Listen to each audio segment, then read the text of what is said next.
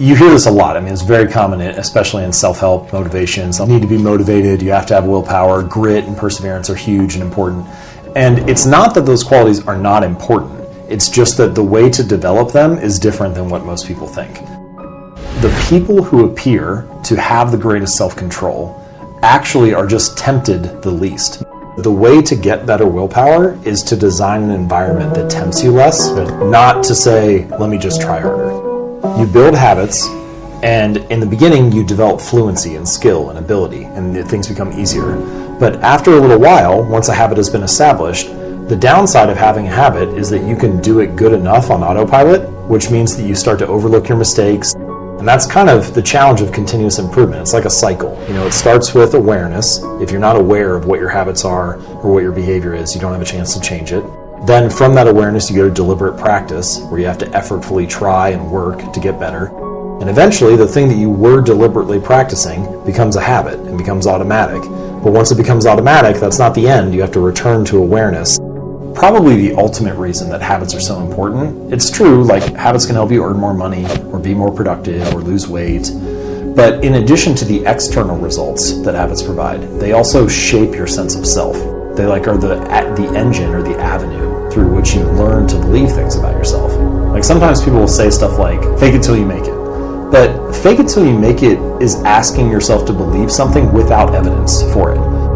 And you can do that for a little while. You can do it for a day or a week. But eventually, I mean, there's a word for beliefs that don't have evidence behind them. It's delusion. And if you're deluding yourself, then eventually you give up on that. But the power of doing a better habit each day or casting a little vote for that type of person is that now you have evidence to root your belief in.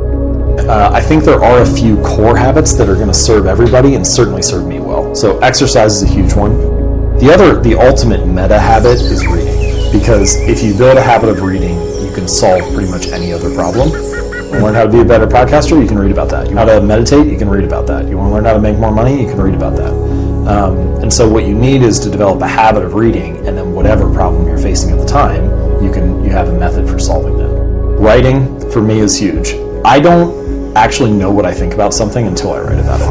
You'll ask me something, and I'll get an implicit feeling about what that topic is. I'll have some intuition, a gut feeling about it, and I'll say whatever that feeling is driving me to say. But I don't actually know if that's what I really think. Going for a daily walk would be a huge one. When your body is moving, it's very hard for you, one, to not be active mentally. Try to be closed off mentally and be dancing physically. It's very hard to do. It's really hard for your mind to be shut down. I wonder about your non-conscious mind being like a bottleneck sometimes. And so if you're moving, if you're walking, it gives your non-conscious mind something to do. So you're like, it gets out of the way. And now you can actually like have this stuff arise or think in a different way than if you're sitting. Often when we set about to change something or to achieve something, the first step is almost always setting a goal. This is coming from someone like I was very goal-oriented for a long time. Sometimes I would achieve those, but then sometimes I wouldn't. And so I had this question like, well, clearly I'm setting goals for both, so like that can't be the thing that determines it. And you see this a lot, that the winners and losers in a particular domain often have the same goals. So if the winners and the losers have the same goal, then the goal cannot be the thing that distinguishes the two. And the thing that distinguishes them is the process, the system behind the goal. And this is also important because achieving a goal often only changes your life for the moment. So it's like treating a symptom without treating the cause. And habits are a better solution in that case, because if you fix the inputs, the outputs fix themselves automatically, right? You don't have to fight to have a clean room if you have clean habits. And I think that that's true in a larger sense as well. People want outcomes. They want to earn more money or lose weight or be more productive or reduce stress. But the outcome is not the thing that needs to change. It's the system that precedes it. And a lot of the time, advice is centered on cranking up the valve. It's like you need to try harder, you need grit, you need perseverance, you need motivation, you need to overcome the obstacles in your life. And all those things are fine, but I think they're all short-term solutions. You might be able to do that for a day or a week, but I've never consistently seen someone stick to positive habits in a negative environment. It's really hard to fight that day in and day out. So the solution, I think, is to reduce friction. There are a ton of ways you can do this. One way is just to scale the habit down, make it as easy as possible. Say you want to get in shape and you're like, all right, I want to run a couple days a week, but I know I should start small, so I'll only run for 15 minutes.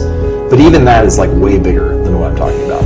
I mean, it should be so small that in the book I call it the 2-minute rule, but you should downscale any habit to fit within 2 minutes. So it's like, all right, I want to go for a run 3 days a week. My habit is I put on my running shoes and I step out the door. Anything else that happens after that is just bonus. Because what you need to do is master the art of showing up. And a habit must be established before it can be improved. Right? If you don't establish the habit, there's nothing to optimize. If you're not showing up at the gym every day, who cares about what workout you're doing? You're not even there. Be the person who shows up and puts their running shoes on every day before you worry about how far you're running, what kind of workout you're doing, and all that type of stuff. If you feel good, if you feel satisfied right after you do something, then it's like this positive emotional signal, and it's like, yeah, I should do this again. Behaviors that are immediately rewarded get repeated. Behaviors that are immediately punished get avoided. And it's really about the speed of how quickly you feel successful. If it feels good, you have a reason to do it again. Reading is sort of like this meta habit that helps you solve all your other problems. Start more books, quit most of them, read the great ones twice. If you start more books, you'll be exposed to more ideas. If you quit most of them, if you quit the ones that aren't relevant to you or aren't that good or just aren't a high quality bar, then you'll have the chance to start even more. And when you find the great ones, read them twice because the advice is incredible and it's potentially life-changing. Every human has a body, and every human has like a physical presence. So learn to use your body in some way to be more alive and to experience what that's like to be human. If you just spend all day in your head or all day staring at a screen, you only kind of get half of what it means to be alive. Community, connection, serving others. Personally, I have felt most engaged when I've been working on a shared mission with a group of people face to face. But I think actually I find more satisfaction and more purpose in connecting with people face to face. I think greatness is contributing their little bit to the world. That's it, Like the thing that has advanced humanity over the broad span of time is the collective knowledge that we've all accumulated, what we've added together. It's like it started as a very small snowball and just keeps rolling on this endless hill as humanity continues, and the cumulative knowledge gets bigger and bigger. There have been 107 billion people who have lived throughout history, and there are 7 billion alive right now. So the dead outnumber the living 15-1. When you are born, you inherit all the lessons from those 107 billion people, right? And that's true all the way down the line, right? Like the next generation always gets to advance based on this like ever-growing bundle of knowledge that we come up with.